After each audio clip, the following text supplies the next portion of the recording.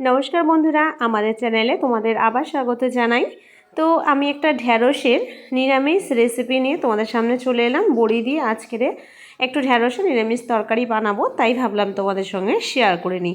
ঢ্যাঁড়সগুলো খুবই কচি ছিল, তাই একটু গোটা গোটা করে রাখলাম যাতে খেতে খুব ভালো লাগে। তো প্রথমে কড়াই আমি অল্প করে তেল দিয়ে আমি বড়িগুলোকে ভালো করে ভেজে নেব। তো বড়িগুলো যখন হালকা লাল লাল হয়ে যাবে দেখো, তারপরে আমি আস্তে আস্তে এগুলোকে তুলে নিচ্ছি।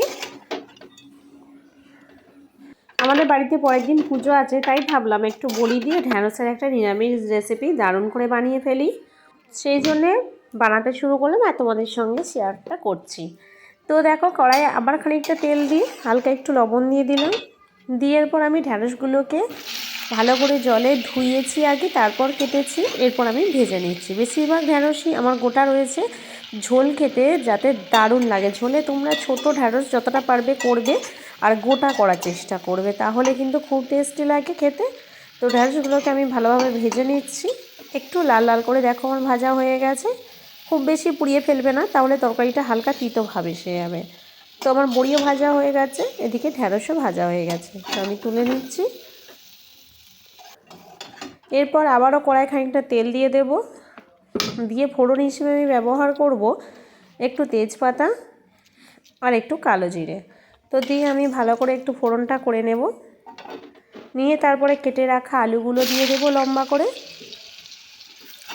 নেড়ে চেড়ে আগে আলুগুলোকে ভালো করে ভেজে নেব। দিয়ে দেব তারপরে টমেটো কুচিগুলোকে দিয়ে ভালো করে নেড়ে চেড়ে নিতে হবে, যাতে টমেটোগুলো ভাজা ভাজা হয়ে হালকা গলে যায়।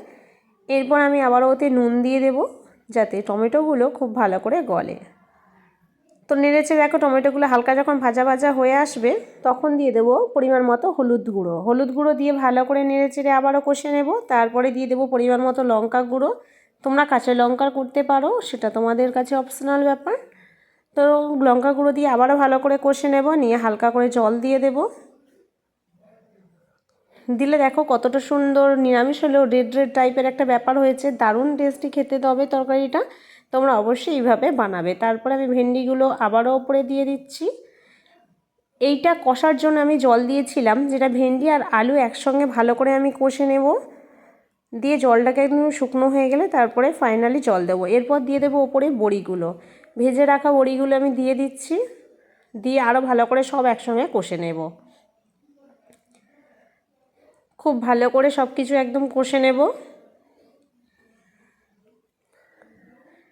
তো কষা হয়ে গেছে আমার। এরপর আমি ফাইনালি জল দিয়ে দিচ্ছি। দেখো কত সুন্দর করে কষা হয়েছে।